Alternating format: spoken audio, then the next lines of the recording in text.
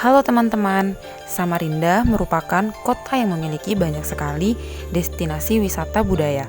Salah satunya adalah Kelenteng Tin Ikong yang merupakan tempat beribadah umat beragama Konghucu, sekaligus menjadi peninggalan budaya yang saat ini masih terjaga kelestariannya.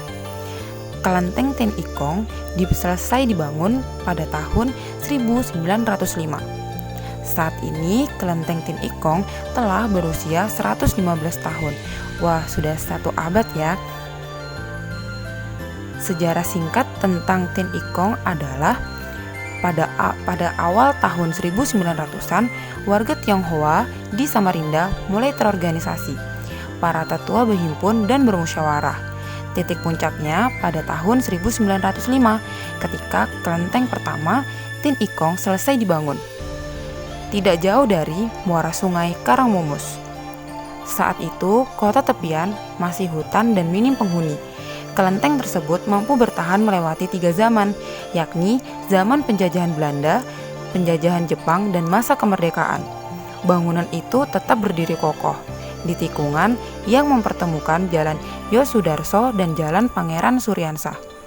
Kelenteng Tin Ikong dibangun saat masa penjajahan Belanda, dan warga Tiongkok ketika itu dipimpin oleh Oi Kuiguan atau yang lebih dikenal dengan Oi Qingchawan yang menjadi fasilitator pendirian tempat ibadah. Pembangunan kelenteng dimulai pada tahun 1903 dan selesai pada tahun 1905. Semua material didatangkan dari Tiongkok. Uniknya, bangunan ini didirikan tanpa menggunakan paku, yaitu dengan menggunakan pasak. Pada zaman pendudukan Jepang, kelenteng ini pernah nyaris hancur terkena ledakan bom saat Jepang ingin menghancurkan pabrik pengolahan minyak goreng yang berada tepat di belakang kelenteng. Ada 2 ekor naga yang menjaga bola api di atas atap bangunan yang didominasi warna merah. 8 tiang menyangga bagian teras. 2 diantaranya berhias ukiran awan dan naga. Uniknya, tak hanya melingkari tiang, namun naga ini seperti merentangkan kedua tangan dengan 1 kaki menendang ke depan, seakan-akan sedang melakukan jurus naga sakti menendang awan. Pada meja di teras kelenteng diletakkan sebuah tanduk kayu berukir yang dicat warna-warni. Sebuah ornamen bunga lotus yang masih kuncup menghias di puncak atapnya. Pada waktu-waktu tertentu, patung Dewi Kuan Im akan diarak keliling menggunakan tanduk ini.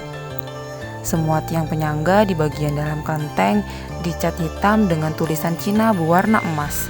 Ada lukisan dan relief, ukiran hampir di setiap dinding dan pintu. Bila kita mendongakkan kepala, akan tampak ukiran, ornamen, dan lukisan yang sangat detail. Hingga hendak memperhatikan satu persatu haruslah menggunakan tangga. Dinding, tiang-tiang, dan bumbungan atap bangunan kelenteng ini masih menggunakan kayu.